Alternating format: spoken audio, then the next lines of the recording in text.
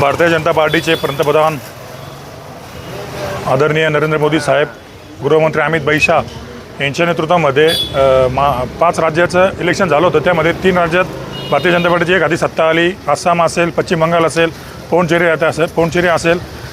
त्याबद्दल आम्ही आज भारतीय जनता पार्टी युवा मोर्चातर्फे येवला येथे आनंद उत्सव साजरा केला। भारतीय जनसंघाचे संस्थापक डॉक्टर श्यामाप्रसाद मुखर्जी यांनी जनसंघाची स्थापना केल्यानंतर त्या पश्चिम बंगालमध्ये गेल्या 75 वर्षामध्ये कधीही सत्तांतर झालं नव्हतं।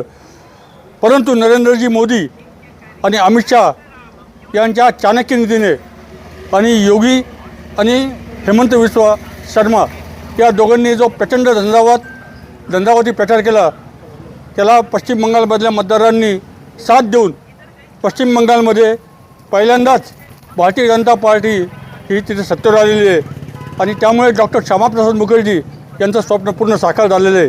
धन्यवाद। देशातील 5 राज्यामध्ये जे निकाल लागले त्यामध्ये महत्त्वाचं म्हणजे पश्चिम बंगाल।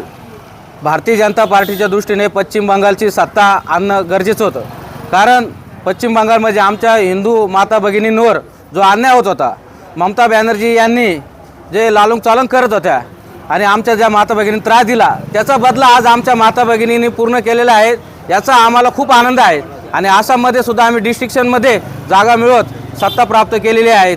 आणि सर्वात महत्त्वाचे म्हणजे आता इथून पुढं पश्चिम बंगालचा विकास भारतीय जनता पार्टीचा व देशाचे लोकप्रिय पंतप्रधान नरेंद्रजी मोदी यांच्या नेतृत्वाखाली होणार। आज 3 राज्यांमध्ये जी भाजपची सत्ता आलेली आहे त्याबद्दल आम्ही इथं जल्लोष साजरी केला।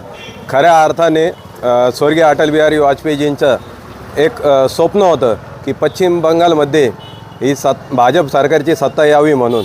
तसेच